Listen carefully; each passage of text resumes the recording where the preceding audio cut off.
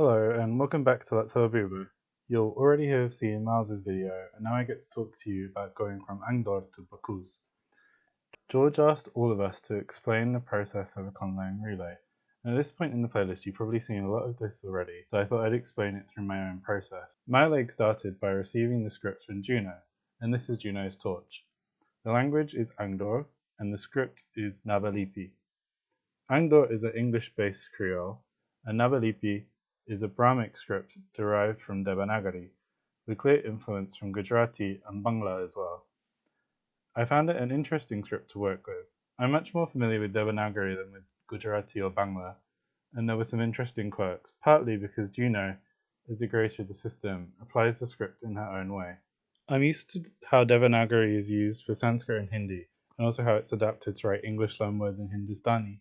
So coming at Juno's script from that Devanagari influence angle, I kept thinking, what's going on?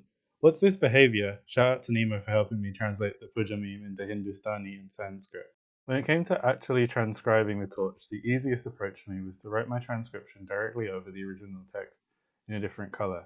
It's not the most elegant method, but given how the script had been presented, it worked better than trying to isolate individual lines. From there I could go back through the document. Since the language is strongly analytic, though not fully isolating, for example, kaloshali is an adjective formed from the noun to dark, with a suffix. I worked through it word by word, matching what I thought each word meant, and things became clearer as I went through the process. Full disclosure, I had already translated a different dialect to the same English-based Creole family before this, so I had a sense of what to expect. One of the challenges of the text was translating the word spell, because in the Let's Have a Boo-Boo universe there is canonically no magic.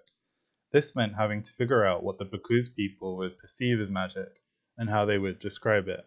I had already developed the idea of a demon in the culture, namely Psiaz, a ground-dwelling poisonous avian demon based on Papuan Ifrits and quails more generally.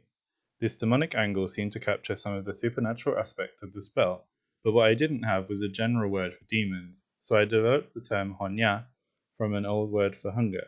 The word Honya brought together a few different ideas. It stems from the fact that overconsumption would achieve high social stigma in society living with precarity due to food scarcity, and acting based on hunger would cross a social taboo. This would extend to acts of selfishness being attributed to demonic influence, perhaps from Psiaz itself. At some point, it becomes taboo to talk about personal hunger at all. Rather than asking if someone is hungry, you ask only if they have eaten. As such, what began as a word for hunger becomes entirely restricted to describing the demonic. The other part of a spell is its form. A spell strongly suggests some incantation or formula being used. I decided to learn the bizarre word deso, referring to singing specifically, as a word for chanting, associating that style with the culture, and having this word for foreign singing become the term used, often as a compound with honya for a spell. As you'll see shortly, Bokuz maintains in its writing a distinction between native and loan terms, particularly for more recent loans. Magic is as such not part of the universe, but a way the people in it understand the behaviours of others. I also ran into a lot of long sentences with elements that I didn't feel needed to be kept. For example, in time the noisy, horrible battle breaks the defences, which opens the enemy, starts shining so that we can see enemies all around us.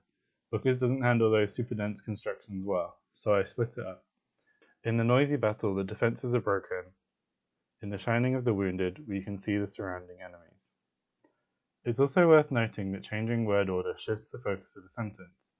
Angdo'r displays mixed-headedness, with prepositions being typically head initial, but relative clauses preceding the head noun, while Bokuz is strongly head final. For a line like, there may not be a real chance that this brings peace time in all places, but would we not end up following our enemy, I can translate it more naturally as, if we follow the enemy, might there be peace everywhere. That also let me avoid an awkward double negative. English and evidently Angdo'r can get away with negatives across both clauses, but I preferred to move the arguments around and make both parts affirmative instead. Now, onto Bokuz itself. It's an a priori outline that Miles and I made together on this channel. You can watch the whole process of creating the language and script here. For this relay I used Savu, a single high alphabetic script originally developed for Nasi Bomo, a language made previously on the channel. Shout out to Jonathan for helping us develop the script on stream and making the font for us afterwards, which is where the real hard work is with these things. Without you, this process would have been a lot harder. In this table, you can see the simple correspondences between the sounds of the language and how it's represented. However, this isn't the full story. This page shows the full Bza alphabet, which is still used to represent loanwords. Here you have the IP on the left, followed by the mixed height script Sutan, and then its single height form Sovu, which is what we use to write Bokuz.